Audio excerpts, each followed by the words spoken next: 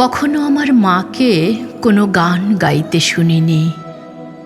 সেই কবে শিশু রাতে ঘুম পাড়ানিয়া গান গেয়ে আমাকে কখনো ঘুম পাড়াতেন কিনা আজ মনেই পড়ে না।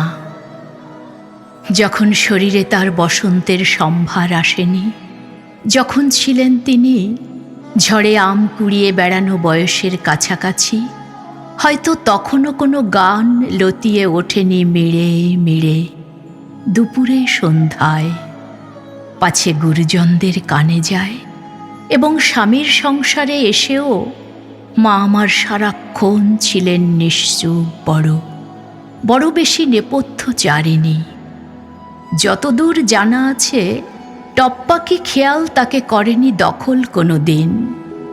মাছকোটা কিংবা হলুদ বাটার ফাঁকে অথবা বিকেলবেলা নিকিয়ে উঠোন, ধুয়ে মুছে বাসন কোসন, সেলাইয়ের কলে ঝুঁকে আলনায় ঝুলিয়ে কাপড়, ছেঁড়া শার্টে রিপুকর্মে মেতে আমাকে খেলার মাঠে পাঠিয়ে আদরে অবসরে চুল বাঁধবার ছলে কোনো গান গেয়েছেন কিনা এতকাল কাছাকাছি আছি তবু জানতে পারিনি।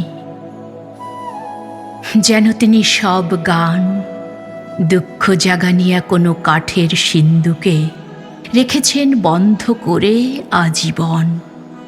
এখন তাদের গ্রন্থিল শরীর থেকে কালে ভদ্রে সুর নয়, শুধু ন্যাপথলিনের তীব্র ঘ্রাণ ভেসে আসে।